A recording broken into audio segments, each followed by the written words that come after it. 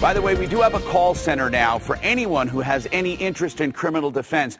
A friend, a relative, yourself, any questions anonymously. If you want to know about a traffic stop, about a search, about a seizure, about maybe a DUI, any kinds of questions you may have, you can call right now, 303-771-HELP, 303-771-4357, part of Kraynak Law Firm. Mark Kraynak, I know he's been on my radio show several times, by the way. I use him as an expert in many areas of law. And right now we're talking about criminal defense. Mark, we talked about something very interesting, and that is was it the Fourth Amendment? Well, you've got the Fifth Amendment right to remain silent and the Fourth Amendment right. Let's go over that fourth again, because I got some email on it. If an officer comes to your home, we hear this a lot. Someone is just answering. They say, "Is your son there, ma'am?" Well, I'll go get him. And then she leaves, and they come right in. They come right in, and then she goes, "Wait a minute," and then they push her aside. Then she gets arrested for something, the mom or the girlfriend. How does that happen? And can they just walk in? The answer is no, they can't walk in. The rule is that in order to, say, search a house or search a vehicle or search anything. Or just come in. Yeah. You have to have a warrant. If they have a warrant, they're coming in. Right, okay. They have to knock first, typically. Unless it's a no-knock warrant. A no-knock warrant, right. Okay. But if they don't have a warrant, and this is in the context of either a traffic stop or someone stops you at the airport and says, "Hey, I'd like to search your bag." Right. You say politely but firmly, tell the police officer, no.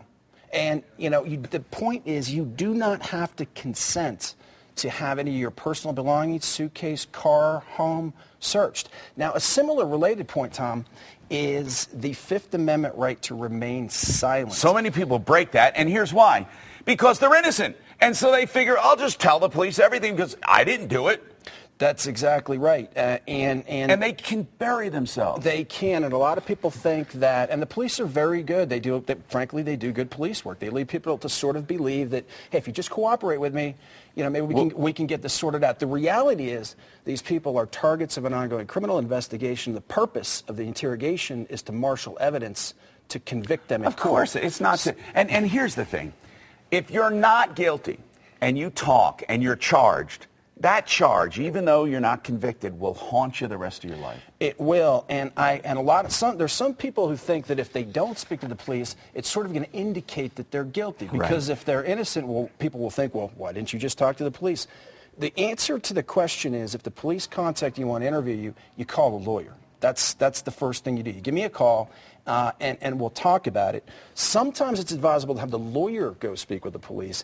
I would say in 9.9 cases out of 10, it is never advisable for a target of a criminal investigation to speak with the police. Oh, my goodness, especially with sex crimes. So many men are accused of sex crimes that never happened. And we're talking about during a divorce or an angry girlfriend. We have had people who are trying to extort other people. You can bury yourself. Tom, I have a lot of experience with sex crime cases. And, actually I just wrapped up a juvenile sex crime case. When people think sex crimes, they think, okay, the sexual monster type things. They're perverts, They're right. perverts. There's this case that I had recently was a young a young kid in high school. There was a little bit of inappropriate touching. Yes. Some of it was consensual early on. There was an issue as to whether some of it may not have been consensual at some point over this ongoing. Okay. And, the juvenile, after the police officer got the consent of the parents, which you have to do in Colorado to interview a juvenile.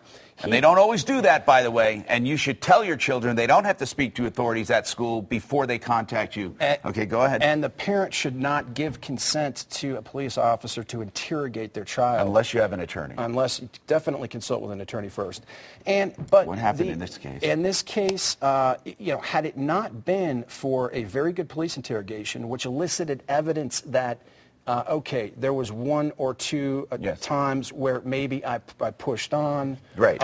And, she said no. Was this prompted out of anger, or was this a true...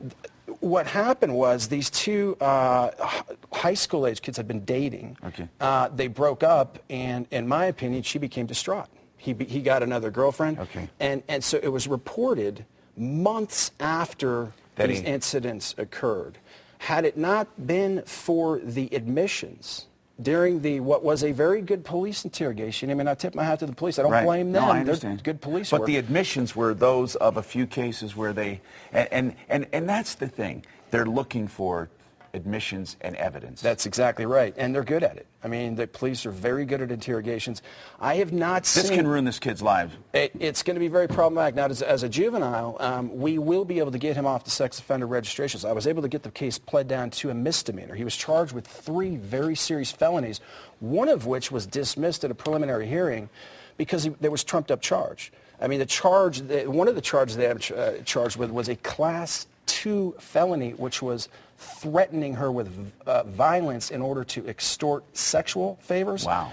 And there was no evidence to support it. Now, that's another thing that happens in criminal defense that people don't really seem to understand. Just because someone's charged with a crime, it doesn't mean they have the evidence to convict him of that crime. That case was knocked out. We got all the 3 felonies pled down to a single misdemeanor. So I don't think it's going to have a huge negative impact, and we're going to be able to get them off the sex offender registration list because juveniles, once they complete if they successfully complete their probationary period, you can get them removed. They don't have to necessarily be removed. It's up to the judge. Now, I'm all for prosecuting criminals, but I think everyone is not a criminal that is charged. And that's where criminal defense comes in, good criminal defense. We have a call-in, a very special call-in with Mark and the rest of his experts answering calls on criminal defense. So if you have any questions, now's the time. You may want to know, hey, were they allowed to do this? Are they allowed to do this? I was just charged with this. You may want to know your rights for search. You may want to know your rights for speaking to police. You might be going through something right now. Give them a call for the rest of the hour, 303-771-HELP, 303-771-4357. When they're not here, take this number down. Give it to a friend or neighbor, loved one, or yourself. If you need an attorney, 303-999-3900. Kraynak Law, 999-3900. DenverCriminalLaw.net. Note the net. DenverCriminalLaw.net. 999-3900.